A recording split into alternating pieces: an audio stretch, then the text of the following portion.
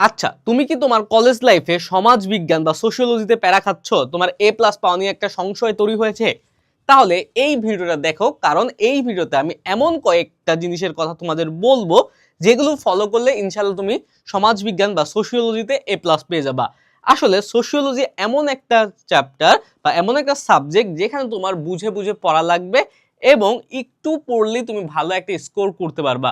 এখন সবার আগে কি করতে হবে, সমাজ বিজ্ঞানের কয়েকটা বিষয় তোমার কঠিন লাগে। এক হচ্ছে অনেক সংজ্ঞা, দুই হচ্ছে কিছু কিছু তত্ত্ব থাকে। এখন তোমার আগে যে জিনিসটা আয়ত্ত করতে হবে সেটা হচ্ছে গুরুত্বপূর্ণ সংজ্ঞাগুলো পড়তে হবে, আর তত্ত্বগুলো হচ্ছে আলাদা করে নোট করে রাখতে হবে। কারণ হচ্ছে যদি সংজ্ঞাগুলো, গুরুত্বপূর্ণ সংজ্ঞাগুলো তুমি নাই জানো যে এই সংজ্ঞাগুলো গুরুত্বপূর্ণ, এই তত্ত্বগুলো গুরুত্বপূর্ণ, তাহলে কিন্তু ধরা খাবা। সেই জন্য সবার আগে তোমার কি করতে হবে যে এগুলো নোট করতে হবে। এখন নোট না করে তুমি বই দাগিয়ে পড়লে হবে, এটা আপ টু ইউ, তোমার উপর নির্ভর করে আসলে তুমি কোনটায় বেশি কমফোর্টেবল ফিল করো। যদি তোমার হাতে সময় থাকে, এইচএসসি 27 হয়ে থাকো, তাহলে তুমি নোট করেও পড়তে পারো।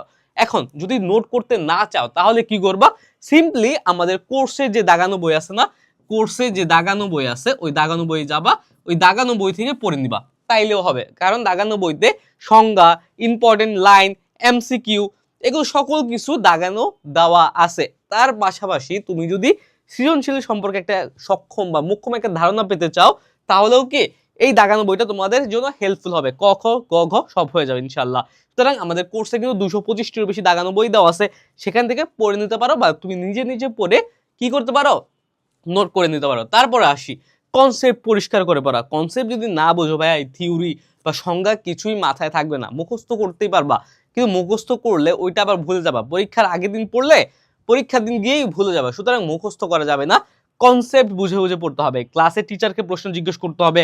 আমাদের ক্লাসগুলো যখন করবা কোর্সের মধ্যে, তখন আমাদের কাছে জিজ্ঞেস করবো। আমাদের একাডেমিক অ্যাডমিশনের যে ক্লাসগুলো আছে 26 আর 27 দুই ব্যাচের জন্যই, ওই ক্লাসগুলো করে কনসেপ্ট ক্লিয়ার করে নিতে পারো। 27-এর যারা আসো তোমাদের তো প্যারা নাই, তোমাদের সময় আছে, তোমরা কোর্সে এনরোল হয়ে যাও, সেখানে ক্লাসগুলো করো। আর 26-এ তোমাদের হাতে কিন্তু আরো কম সময়, 2 মাস 3 মাস সময় আছে। আমি বলবো যে তোমরা ধরে নিবা হাতে 2 মাস সময় আছে, লাস্টের সময়টা তোমার রিভিশনের জন্য রাখবা। এই 2 মাসে তোমরা একদম আমাদের কোর্সে চলে যাও বা তোমার টিচার রাখো, যেভাবে হোক পড়ো। কারণ আমি আমাদের কোর্সের কথা কেন বলি, এখানে বাংলা, ইংলিশ, আইসিটি সহ মানবিকের সকল বিষয়ের প্রথম পত্র আর দ্বিতীয় পত্র ওইখানে সুন্দর করে দেওয়া আছে। তুমি রাত 2টা বাজে পড়তে বসছো, এই টপিকটা বুঝো না, ওইখানে গিয়ে ক্লাসটা করে ফেললা। এই কারণে সবসময় আমি একটা কোর্সের কথা বলি। কারণ টিচারকে তুমি চাইলেও হচ্ছে রাত 2টা বাজে ডিস্টার্ব করতে পারবে না, সকাল 6টা বাজে ডিস্টার্ব করতে পারবে না।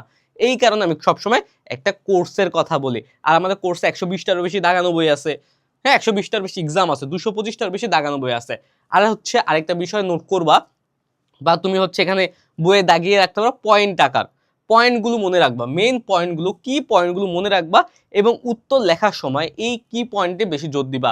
উত্তর যদি তুমি ঢালাওভাবে না লিখে যদি পয়েন্ট আকারে লিখো, পয়েন্ট আকারে লিখো, পয়েন্ট আকারে লিখো, তারপর ওই পয়েন্টগুলো ব্যাখ্যা করো, তাইলে হচ্ছে সবচেয়ে ভালো হয়। অটোমেটিক তোমার রেজাল্টটা বা মানটা এমন ভাবে বেড়ে যাবে। ওকে। আর যদি ঢালাও লিখে যাও, ভুলভাল লেখো, তাহলে কিন্তু ভুল করবা। তারপর নিয়মিত লিখে প্র্যাকটিস করো ভাইয়া। কারণ কি, যত লিখবা তোমার হাত তত বেশি চালু হবে, তোমার ব্রেইন তত বেশি শার্প হবে, প্রেজেন্টেশন স্কিল বাড়বে। আমি সবসময় মানবিকের স্টুডেন্টদের বলি, প্রেজেন্টেশন স্কিল হচ্ছে মানবিকের সবচেয়ে গুরুত্বপূর্ণ। তুমি শুধু পড়লেই পারবা না, তুমি যদি পড়ার পাশাপাশি মোটামুটি পড়ো আর তোমার প্রেজেন্টেশন স্কিলটা যদি হাই লেভেলে থাকে, তাহলেও তুমি খুব ভালো একটা রেজাল্ট করবা। হাতের লেখা সুন্দর হওয়া লাগবে, সৃজনশীলগুলো কীভাবে লিখতে হবে এটা জানতে হবে। আমি যে যখন আমার ক্লাসগুলো নিয়েছি তখন কিন্তু বলে দিয়েছি যে একটা সৃজনশীল প্রপারলি কীভাবে লেখা যায়, ওইটা ফলো করো তোমরা।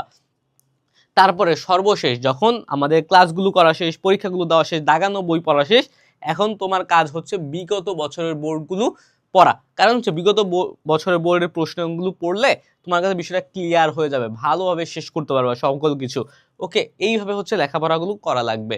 আর যদি কোনো সমস্যা থাকে আমাদের জানাও, আমরা চেষ্টা করব তোমাদের সমস্যাগুলো সলভ করে দেওয়ার জন্য। ওকে ভাইয়া, আবার দেখা হবে, সেই পর্যন্ত সুস্থ থাকো, ভালো থাকো, আসসালামু আলাইকুম।